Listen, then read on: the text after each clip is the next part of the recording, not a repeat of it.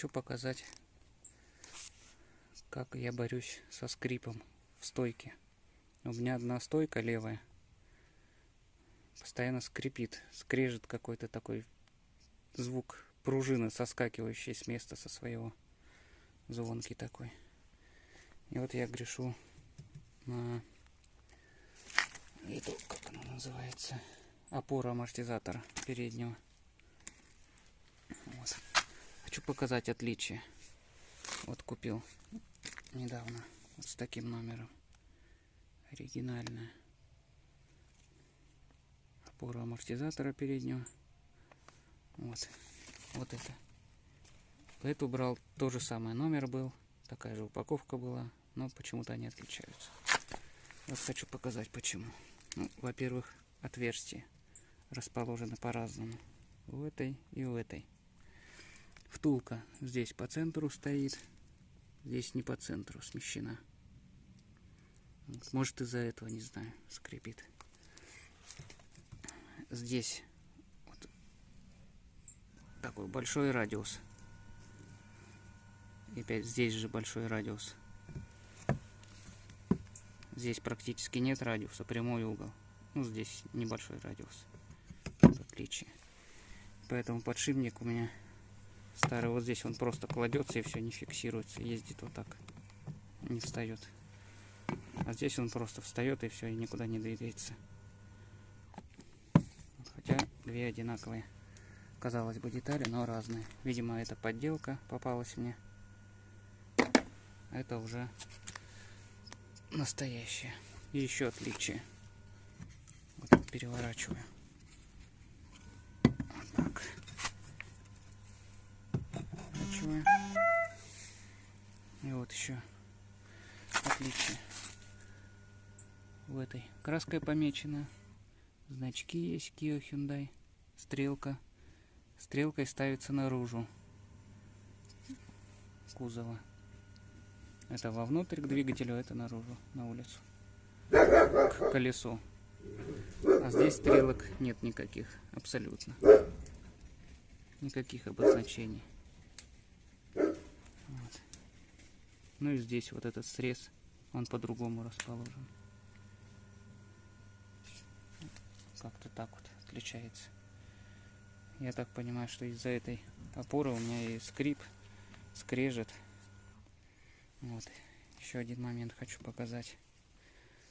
Вот ставлю такие прокладки. Так, покажу. Опора. Ставится у нас подшипник. На подшипник еще одевается такая прокладка, которая упирается в пружину. Вот даже след есть. И оригинальная на Kia Sorento 2011 года дизель. Без этого металлического кольца. Вот это кольцо металлическое. То есть резиновая прокладка еще и с металлическим таким кольцом. Вот. И вот эту прокладка, она не от Kia Sorento. Вот с этим номером. Лучше ее ставить. Потому что первый раз я заказал. Пришла оригинальная. Она без кольца, просто резиновая. Мне не понравилось. Она сразу продавила подшипник. Подшипник перекосила. Ну, примерно таким образом. Это тоже продавливает, но это все равно хотя бы с каким-то металлом. Почему-то, не знаю, почему нельзя было на заводе сделать потолще металл, чтобы пружина не давила в пластиковый подшипник. Ну, так что ищите вот с этим номером, ставьте. Она покрепче будет.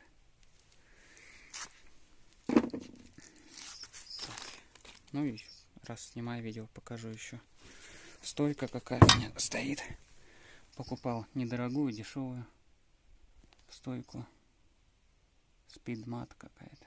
Вот с таким номером. Нормально, 1020 прошел нормально. Пока. Пружина, клаксон ставил, чтобы поднять немножко перед. Нормально себя показала, нравится. Она немножко толще оригинальной. И чуть-чуть повыше машина. Сейчас нету клаксона усиленного, как раньше были. Сейчас просто клаксон идет без маркировки УС. Поэтому не нашел усиленный. Обычно поставил. Вот. Ну, покажу немножко, как я меняю стойку. Ну, стойку, пружину. В общем, достаю стойку. Какие есть. Немножечко тут засады. Чтобы вот эту стойку стабилизатора открутить, я вывешиваю и это колесо, и то колесо. Тогда она легче откручивается. Не надо сюда ломом вставлять, надо отжимать, доставать ее.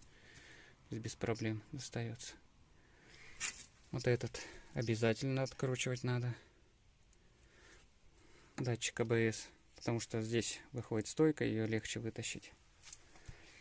Чтобы открутить на стойке вот эти гайки, ну вот эту, по крайней мере, проще откинуть суппорт назад немножечко, не до конца, просто немножко отодвинуть. И откручивать легко гайку. Так проще. Гайку открутили, потом на место это суппорт поставили, наживили болт, подстраховали. Ну как подстраховали, подвесили. Там есть отверстие вверху в кузове. И вот так вот страхую, вывешиваю. Через это отверстие выложу проволоку и здесь зацепляю. И все, она у меня никуда не девается, висит. И удобно вытаскивать стойку. В общем, вот так. Ну, больше тут особенностей нет никаких. Так что вот так вот.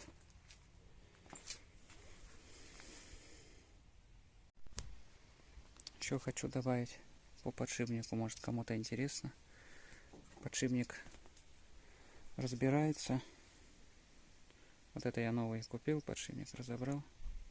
Хочу смазать его, добавить смазки. Не знаю, надо это, не надо, правильно, неправильно. Но вот есть такая смазка синяя у меня для подшипников, которые в тяжелых условиях трудятся. Вот я добавил на всякий случай. Вот так вот он открывается, отверткой можно поддеть тут. Вот здесь отверткой немножко поддеваешь, и он половинится. Если старый подшипник, можно разобрать, смазать, заново поставить, если вдруг скрипит.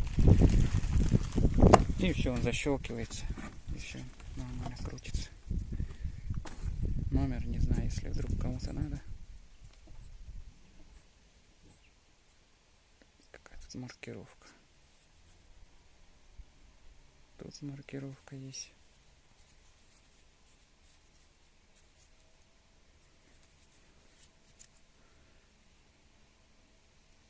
Снаружи маркировка. Просто коробку выкину. Не помню. Сюда упирается у нас пыльник. Пыльник с демпфером. Вот пыльник. Тоже недавно покупал пыльник на амортизатор. Не оригинальный, Каяба. То есть два пыльника. Там, как он, отбойник называется. То есть комплект. Два пыльника, два отбойника. Там что ли 1000 рублей, что ли. Недорого. Все подешевле и все работает. Так что может кому-то поможет информация моя.